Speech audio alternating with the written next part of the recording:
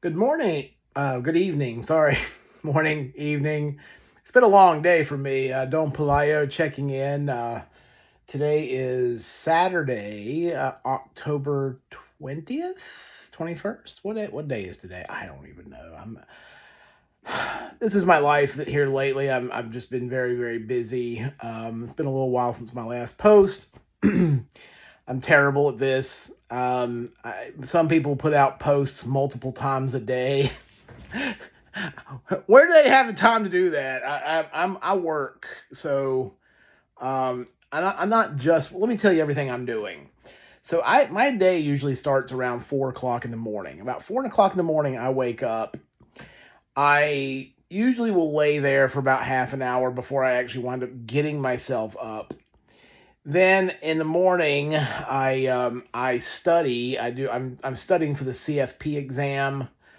I've been doing financial planning for a long time, but the CFP exam is kind of the gold standard for financial advisors. I took all of the classes already, passed all 7 classes, A's and B's, no problem. I thought I was a smarty pants and went and sat for the cumulative CFP exam, which I'm gonna be real honest with you. The first time I took it, it felt like I had not even studied at all. And I wound up getting my butt kicked.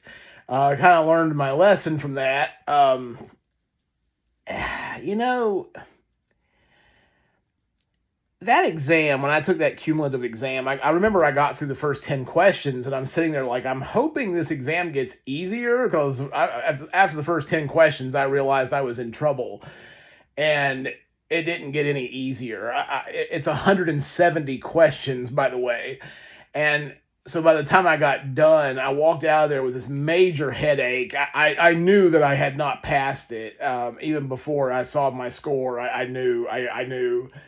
And, you submit the score, and it tells you right there whether you passed or you failed. And I didn't even need them to tell me. I knew.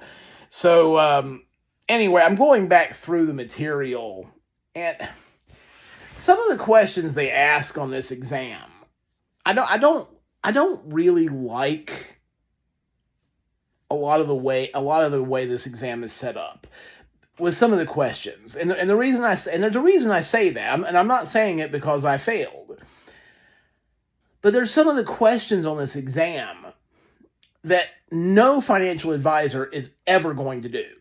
It's kind of like when you go to high school or in college and they're teaching you all the calculus crap, and it's like, I'm never going to use this. They do the same thing with the CFP exam. There's a lot of stuff on there that no financial advisor is ever going to use. I've been doing the job. I've been a financial advisor for what, 15 years. I've never used some of this stuff, and I can't imagine ever using it. For example, they have you sit there calculating, giving you formulas for calculating alpha and beta. It's like, I could see that on the CFA exam, the Chartered Financial Analyst exam. You're never going to use that as a financial planner. I'm just being honest. We never would ever use that. So some of this stuff that they test you on, it's like you're never going to use. It's like, come on. I'm trying to take an exam to be a financial planner, not an analyst. So anyway, also some of it gets real heavy duty into tax law and stuff, into taxation, which financial planners should know some basics in terms of tax law, but we're not going to get super deep into that before we're saying, okay, we need to bring a CPA into the picture here. We're not going to sit there and get deep into taxes like that without bringing a CPA into the picture. So I don't know. So some of it's kind of like, it's like, that's not what a planner does. It's like, anyway, that's just me. But anyway, my day starts with my studies. And then I try to go and hit the gym in the morning after that, before my work day starts. Try to get a workout in, try to get the blood flowing, trying to rebuild some muscle. I've told most of you I had bariatric surgery a year ago. I've lost about 90 pounds, and some of that, about a third of that, was muscle. Not all of it was fat. I did lose a lot of fat. I lost about a foot around my waist. My waistline shrank about a foot, about 12 inches. But I also did lose some muscle, and I can tell, when I go and lift weights, because I can't lift what I used to lift, and I'm trying to rebuild some of the lost muscle, and so we're working on that. But anyway, so I've got a little work to do in that department. Then my actual work day starts at 8 a.m. and I go and I work till 5, my normal job. And then I go and I DoorDash until 9 p.m. I'm DoorDashing primarily to pay debt. I add a couple of $100 a month to my car payment. I'm putting extra money away in savings, and that's what that money's for. My primary job pays my bills. Door dashing funds my savings goals and is paying off, making additional debt payments, trying to pay my car off a little faster, yada, yada, yada. So you can probably see if I'm, going from about 4:30 in the morning till 9 p.m. and I come home and I crash, I don't have a whole lot of time to be making videos, it's not fitting into my daily schedule during the week. So I try to cram one in on the weekends. Here I am. So, anyway, weekends Saturdays are usually consist of a workout, CFP study, door dashing, and cleaning up my house. Sunday consists of visiting my parents. I usually visit them in the mornings. Come home, I start planning out my next week. I may do a little door dashing in the evening, but usually Sundays I just try to chill in the evenings if I can. If I hit my goals and stuff in terms of income for the week door dashing, then I can chill on Sunday afternoon.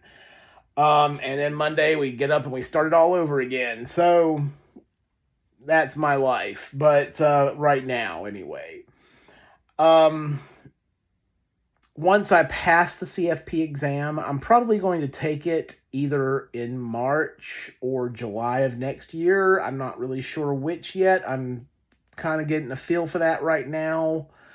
I could potentially make it for the March session, but I may push it off until July just to solidify my test taking and really feel, because I'm going to have to kind of rush to get ready for March. July would give me a good bit of time, so we'll see. Anyway, right now I'm working on taxes. I'm going through the income tax book right now. I'm about 6 chapters into that book. A lot of it's, a lot of the material is stuff that I already know. I just have to really hone in on the material that I'm not as comfortable with. There are a lot of formulas and stuff which financial advisors never use, but you need to know it for the CFP. So it's like I don't think that there is a financial planner in the country that is going to sit there and run these formulas, but for some reason they want you to know it. So, I think financial advisors should know what they are, beta and alpha and that kind of stuff. We should know it, but we're not going to sit there and calculate it. You can go onto Morningstar and get that information. You don't have to sit there and calculate it. Anyway, that's just me. As a financial advisor, honestly, I would find it much more useful knowing about PE ratios, knowing about, I'm not going to sit there and calculate some of this stuff. Anyway, tomorrow morning I'm going to my parents' house. I did dash this afternoon for a couple of hours. I did fairly well this week with my door dashing. I feel fairly okay. This coming week, I'm going to be holding myself accountable for my hours. I intend to hit 25 hours dashing this week, Monday through Thursday from 5 to 9. That's 4 hours every evening. That's 16 hours. Friday night from 5 until 10. That's another 5 hours. So that will put me at 21. And then 4 hours on Saturday, I think, like 5 to 9 on Saturday night. And that gets me my 25 hours, and then I don't have to dash Sunday. So that's my plan for this week. Today they had the No Kings protest. I did see a few people in Winston-Salem, here in my town, Winston-Salem, where I live, out protesting. I'm okay with peaceful protests. If y'all want to protest peacefully, have at it. I don't think we really have a king right now. Trump was duly elected by the people. We did have an election. He wasn't born into it. I don't think that he's planning to hand the crown off to Eric or to Don Jr. So I think we will have an election in 2028 for a new president. So I don't see that we have a king. I don't know what the point of this is, but and I was telling my friends, for those of you that are Democrats, honestly, and I'm a Republican. I've been voting Republican pretty much my whole voting life. For the Democrats, just to give y'all some friendly advice, I'm trying to be nice.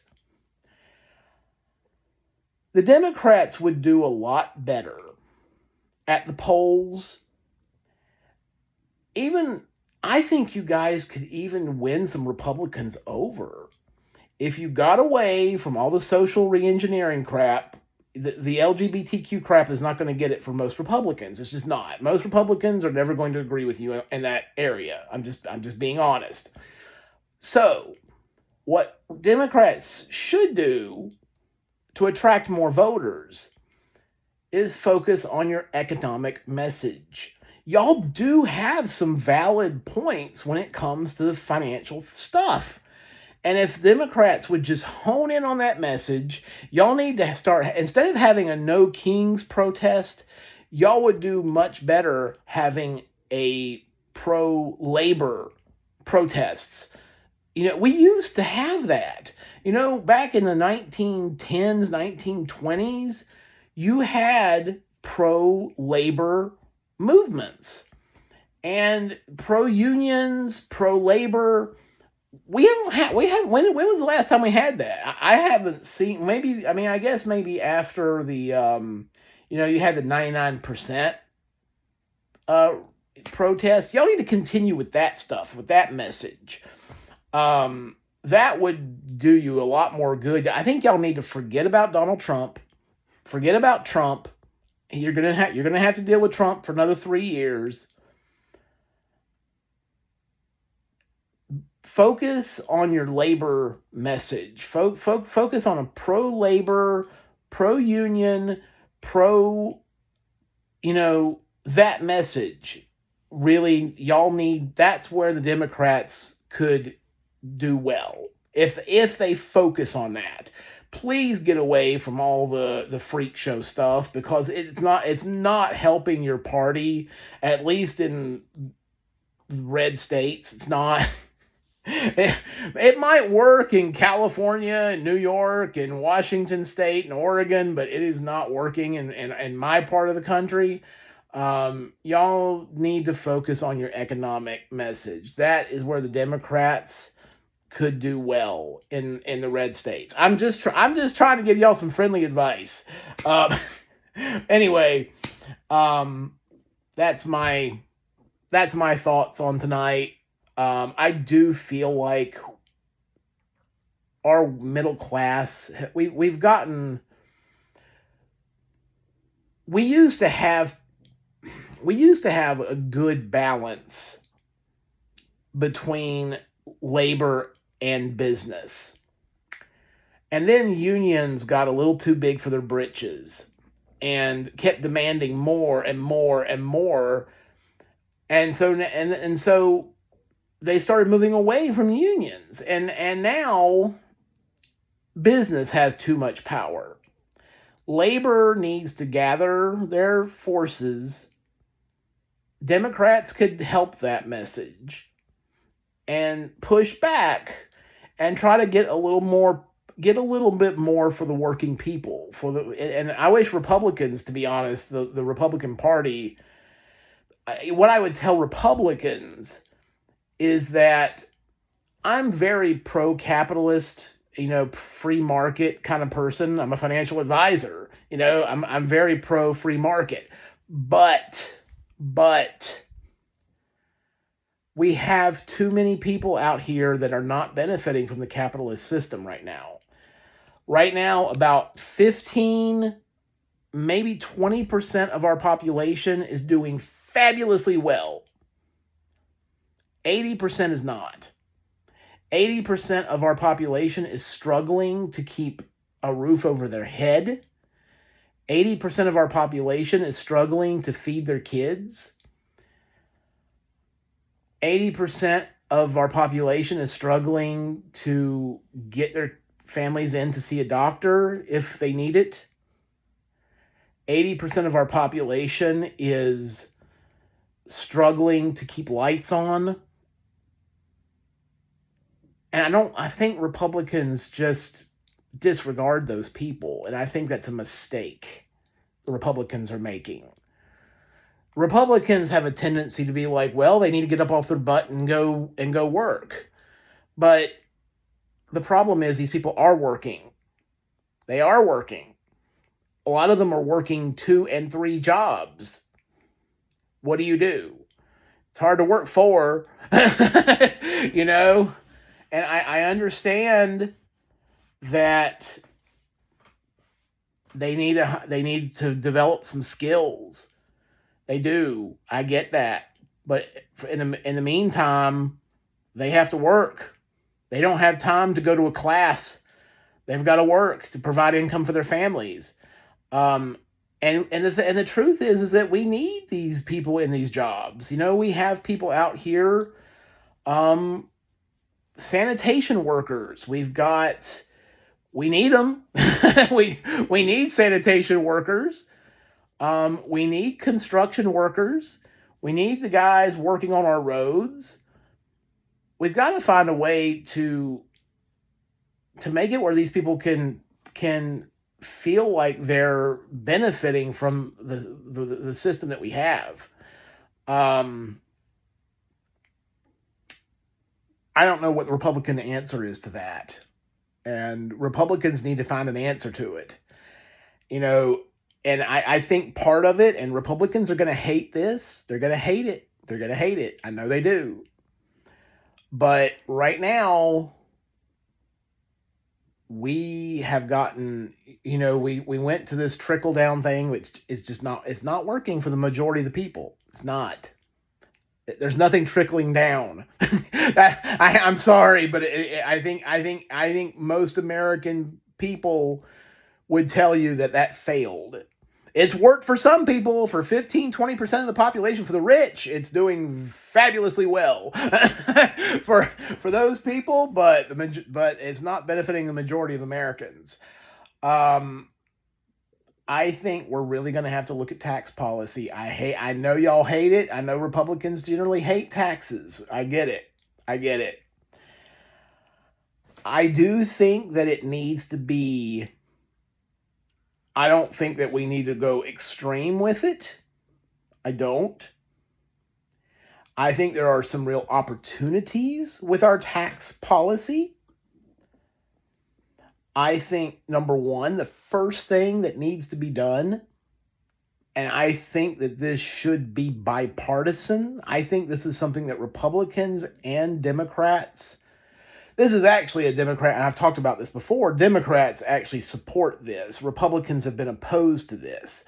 Republicans, I think you need to get on board with this, because I think this is something that most Americans are going to get behind.